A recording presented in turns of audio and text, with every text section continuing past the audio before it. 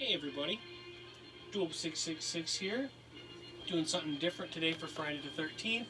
Got a new angle going on, and I thought there would be nothing more fitting to finally do than a franchise review for all of my Friday the 13th releases here. As you can see, I don't have a box set of them, so it's all singular editions of pretty much every film and release. So we're going to be talking about that, and as background noise, I've decided the Black Cat was a pretty fun Friday the 13th sort of classic as well. So for your viewing pleasure, it's the Black Cat from 1941, not the 30s version. That's a separate film. So you guys know how I like to do this.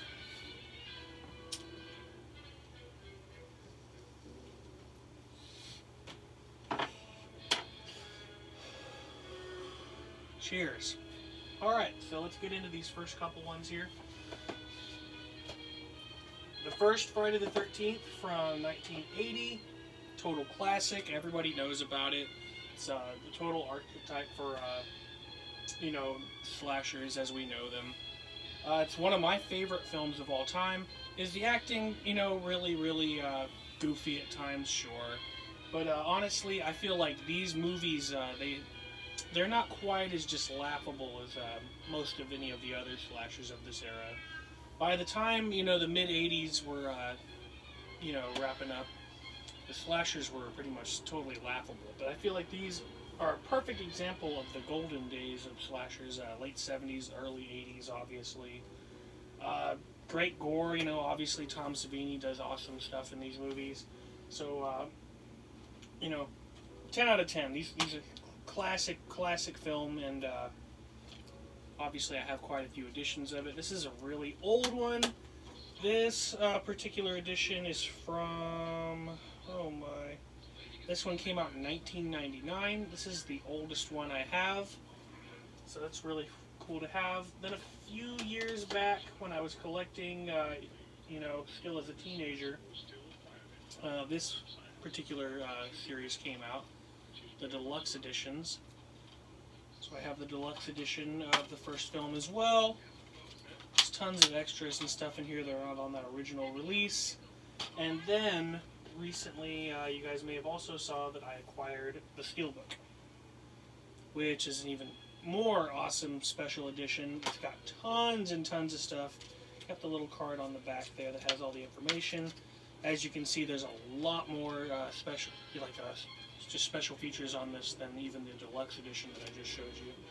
And not to mention, I'd never had this film on Blu-ray before, so it's cool to finally have it. Really stoked about it. I love Steelbooks. This is probably the coolest one I've gotten in years. I don't know if you guys have seen the back of that. But total classic movie. Friday the 13th. You really can't go wrong with that film. Getting into the next one, Friday the 13th, Part 2. This one came out in 1981, I do believe, and this is also a 1999 release, probably the original DVD release, I imagine. And this film, I feel like, is the scariest film in the franchise. No holds barred. This is a really brutal slasher film. If you've not seen it before, obviously, I'm not going to give away too much about it, but this is pre-hockey mask Jason. Just really great kills. The body count is sky high. You get some more goofy acting and stuff, but really, this is still in the same vein as the first film. It's just got that edge to it. The direction is fantastic. The music's still fantastic. All the shots and the cinematography are pretty awesome. And like I said, the acting doesn't throw it for too far of a loop, in my opinion. It's still a great movie, in my opinion. I think it's the best serious movie in the franchise. That being said, most people feel it pales in comparison to Part 3, but as you can see, I've also got the deluxe edition of Part 2 here. We'll get into Part 3 in a second. These guys, I've cherished this film, Friday the 13th Part 2 is a ruthless slasher. There's really nothing, no complaints about it. Some people, like I said, are really upset about him not having a mask in this film, but, it is what it is. third film, I think this is where they really start to get kind of goofy. You can see the '80s starting to really creep in with the film style. This is the first film in this franchise that I ever saw. I saw a cut to shit piece, version of it on TV, and even that really changed my life really for the umpteenth time. I'd seen just a few horror movies up until that point, and this was one of them that just like really molded it into my mind. Like, you really like this style of movie? Why don't we start collecting? So that's pretty much like this movie to me is very, very near and dear. I've watched it probably more than any of the other films in this one, despite it not being quite my favorite. But really goofy acting in this one, but the kills are on point. It's a really brutal movie. The 3D is kind of laughable here and there, but like this is just such a fun movie. I can't really find much to complain about with it. By this time I feel like they kind of had to know that they couldn't take it too serious. It already had probably become more of a gimmick than anything, this series. So I understand where the goofiness and comedic relief comes in these movies. Like, I understand why it's there. Obviously, that kind of takes away from how serious people will view these movies. But I still say that Part 3 is a really solid horror movie. Like, love that one a lot. The fourth one, this one is probably my least favorite in the series, of at least the original Paramount films. So, I'm not really sure what it is. Like, the storyline's fine. The acting is actually a little bit better than in most of the other films in this one. I guess it's because it tried to take itself so seriously again that I just wasn't really into this one. It doesn't have all the same charm of the original film, and I feel like in order to really go above and beyond and make an effective film, they had to reconjure that somehow. It just isn't here. Like, this is still a decent film, and I watch it, every time I marathon all the films, obviously. I don't exclude any of these films. I love them all dearly, but this is definitely my least favorite in the series. So. Number 5. This one, it's technically the worst, but there's something about it that I really, really enjoy. There's definitely a more psychotic sort of element to the filmmaking. The acting is a lot more hyperbole, just everybody is almost overacting, I feel, in this movie, which gives it this weird, just this creepy vibe. And not to mention, I really enjoyed the way they set the plot up to not directly involve Jason, but imply his existence still. A lot of people see that as a ripoff. I actually really, really enjoyed the fact that anybody could just, copycat it up and become the monster that everyone fears. I think that's a really cool premise to go for. There is some really, really goofy acting in this. Like I said, everyone tends to overact in this film, but it just works. It makes it more fun instead of serious, and I'll take that anytime. If it's not going to be an effective, serious movie, then I'd rather just have fun. And that's what I feel most of these later Paramount releases. That's why I hold them so dear. Prime example of what I'm talking about is the next one, Part 6, Jason Lives. And this is my favorite, of all time. I love this film.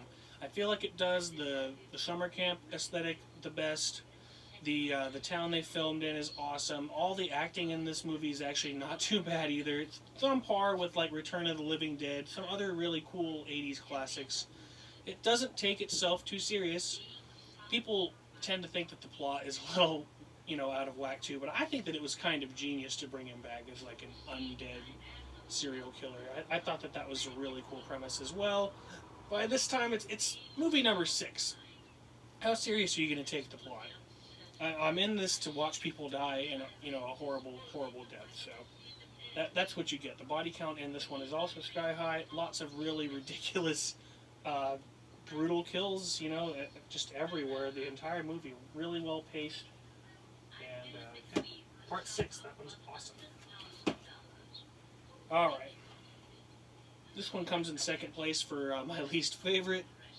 The only reason I place it a little bit more above number 4 is that I feel like the kills in this movie are actually a little more brutal.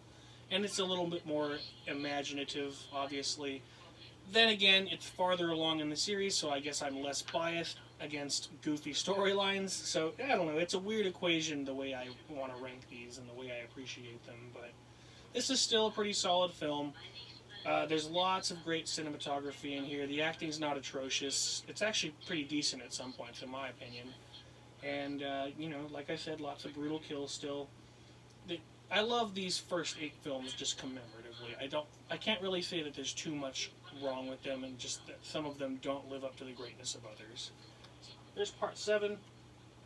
Alright, this is up there for me. I actually really love Part 8. I know that everyone thinks that this one's also a ripoff because, you don't get to actually see him terrorizing New York until the very end. You don't see too much of that. But I thought the goofy plot line just kind of worked. I hated everyone in the film, so watching them all die was a total pleasure. The acting in this one is definitely atrocious, but the kills in it are brutal as hell. The aesthetic of actually filming in New York at the end is also really well. I think it's effective. They got all the atmosphere of that city right at the beginning of the film and at the end. That was enough for me for them to put Manhattan on the cover, I suppose. So, it is what it is. The ending is a little bit of a cop-out, but, it's still... I think it's a little more entertaining than a few of the other Paramount films. So, number 8, Jason Takes Manhattan. Alright. These next 3 came in this box set here.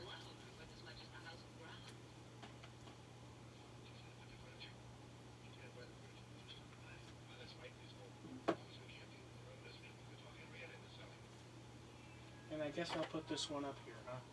Just so y'all can see. So, first of all, we've got Jason Goes to Hell. This one came out in 93. This one's very, very, very different from the Paramount films. This is when they sold out to New Line.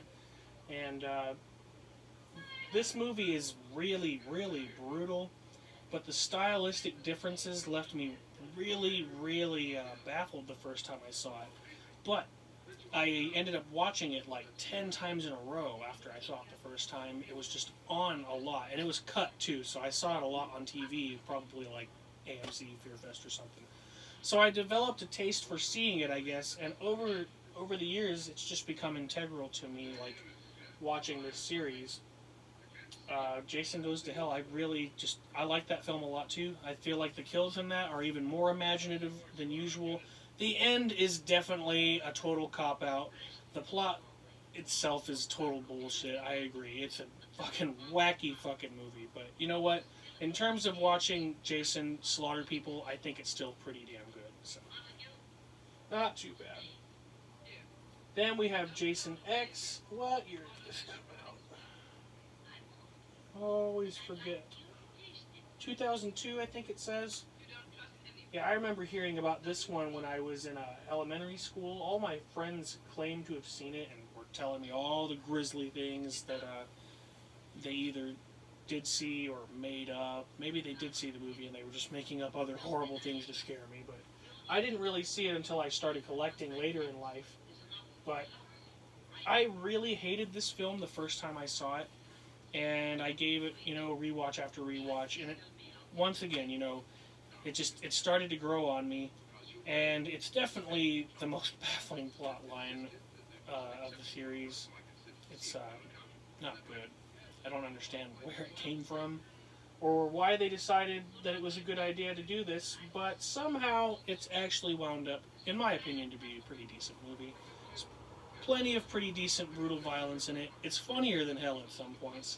The acting in it is absolutely horrible, in my opinion, all across the board, but that I feel just kind of enhances the environment because the production value on this movie is exemplary.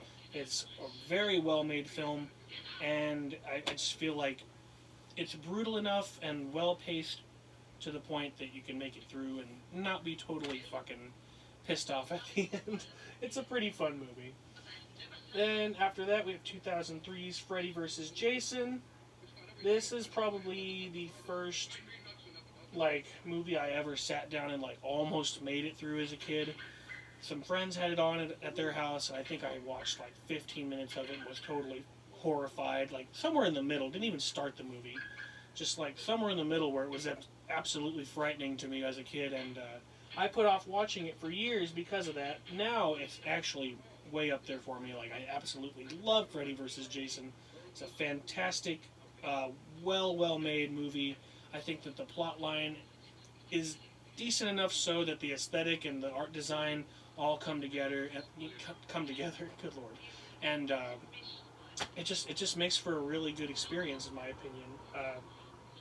Really cool film. So gonna get on from those. Put these back in their box. Got a few more things to talk about.